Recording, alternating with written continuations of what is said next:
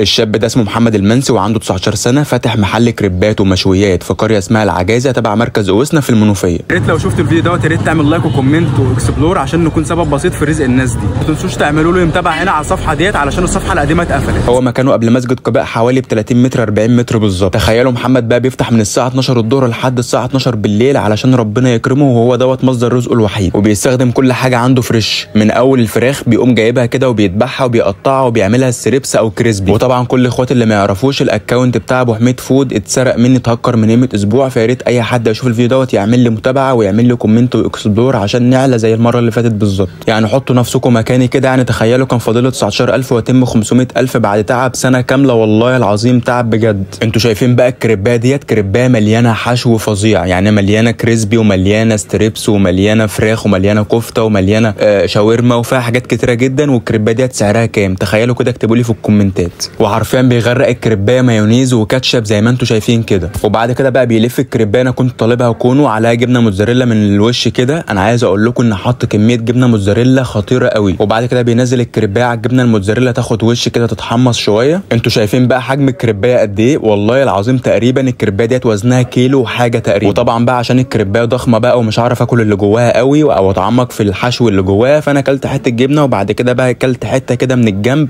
انا عايز اقول لكم ان البدايه بتاعتها كانت مبشره وكان طعم الكريبايه حلو قوي. تخيلوا بقى الوجبه ديت اسمها وجبه المنسي وسعرها 125 جنيه. الوجبه ديت فيها ربع فرخه وفيها كمان تمن كفته وفيها كمان سيخ شيش طاووق. الكفته كان طعمها حلو جدا وبهاراتها كانت مظبوطه. والله العظيم الفراخ المشويه بتاعتهم زي ما قال الكتاب طعمها جامد جدا. بلاحظ كتير في الكومنتات اللي في حد بيكتب لي كلها بقت فود بلوجر. يا جدعان انا مش فود بلوجر، ما تعترفوش بيا ان انا فود بلوجر.